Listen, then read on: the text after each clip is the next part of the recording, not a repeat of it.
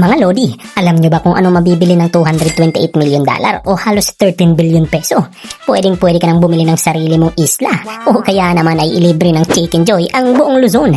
Pero para sa San Antonio Spurs, ang nabili nila sa halagang yan ay 7 puntos, 3 assists at isang napakalaking sakit sa ulo mula kay De'Aaron Fox sa Game 5 ng NBA Finals.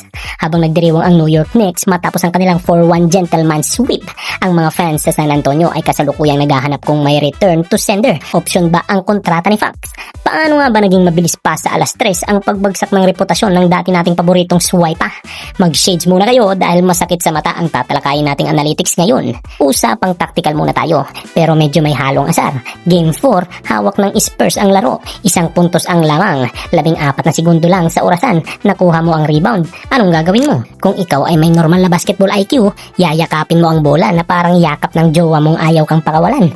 Hihintayin mong i-foul ka at ipapasok ang free throws. Pero si Fox, naisip niyang, Ako si Flash. Ako ang bida sa anime na to. sumugod sa transition, hindi pinansin ang defensive gravity ni OG Anunoby at ayun, nasupalpal. Anong resulta? Ang pinakamalaking collapse sa kasaysayan ng finals kung saan tinapon ng Spurs ang 29-point lead. Para kang nag-exam, natitira na lang ay 5 segundo. Imbis na isulat mo ang pangalan mo, kinain mo yung papel. Iyan ang ginawa ni Fox. Sa 5 laro ng finals, nag-average lang si Fox ng 12.8 points per game.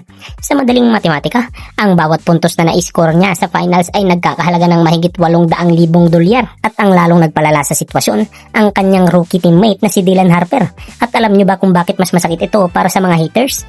Dahil si Harper ay may dugong bataan. Opo, ang kanyang nanay na si Maria Pizarro ay proud Filipina. Kaya naman ang dugong palaban at hindi sumusuko ay gumagana sa kanyang mga ugat. Habang si Fox ay mukhang nakainom ng pampatulog sa half-court set ng Spurs, si Harper ay nag-deliver ng back-to-back 20+ points galing sa bench. Isipin mo, ikaw yung panganay na binigyan ng malaking baon para mag-aral. Pero pag uwi mo galing eskwela, bagsak ka. Tapos yung bunso mong kapatid na si Harper, barya-barya lang ang baon pero nakakuha ng academic award. Si Harper ang nagpapakita ng tunay na composure bilang secondary playmaker. Siya ang nagbigay ng espasyo para makahinga si Victor Wembanyama sa ilalim ng ring. Habang si Fox naman ang naging dahilan kung bakit nadodoble ng Knicks si Wemby dahil sa kanyang kawalan ng off-ball threat. Ang depensa ng Knicks kay Fox?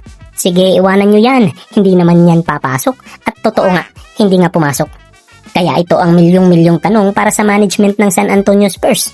Ano ang gagawin nyo sa 4 na taon at $228 million na kontrata ni Fox na magsisimula pa lang ngayong taon?